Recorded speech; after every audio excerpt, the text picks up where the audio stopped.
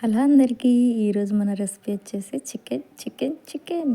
నేనైతే నా స్టైల్లో చికెన్ ఎలా ఉండాలో చూపిస్తాను. చికెన్లో నీరంతా ఇంకిపోయేదాకా వేపుకోవాలి. వేపుకున్న చికెన్లో ఆయిల్ వేసుకోవాలి, ఒకసారి తిప్పుకోవాలి, పసుపు వేసుకోవాలి, తగినంత సాల్ట్ వేసుకోవాలి, అంతా పట్టేలా తిప్పుకోవాలి. ఇప్పుడు మనం ఉల్లిపాయ ముక్కలు, పచ్చిమిర్చి ముక్కలు వేసి తిప్పుకోవాలి. కొత్తిమీర, పుదీనాకు కూడా వేసి తిప్పుకోవాలి. స్మెల్ అయితే ఉండదు, నాకు నచ్చదు కాబట్టి ముందే వేసుకుంటున్నాను. టమాటా ముక్కలు వేసుకొని తిప్పుకుందాం, కాసేపు మగ్గించుకుందాం. మూత పెట్టేద్దాం. అప్పుడప్పుడు మూత తీసి తిప్పుకుంటా ఉండాలి, మాడిపోకుండా. చూసారా మొత్తం ఎలా వేగిపోయాయో? అంతేనండి, మేమైతే ఇలానే చేసుకుంటాం చికెన్. వాటర్ పోసి మూత పెట్టుకుందాం, మగ్గించుకుందాం కాసేపు. ఒకసారి మూత తీసి చూద్దాం ఉడికిందా లేదా అనేది. లాస్ట్ ఐటమ్ అల్లం వెల్లుల్లి కొబ్బరి పేస్ట్ వేసేద్దాం, తిప్పుకొని మూత పెట్టేద్దాం.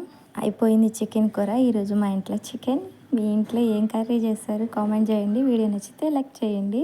నా ఛానల్ సబ్స్క్రైబ్ చేసుకొని సపోర్ట్ చేయండి.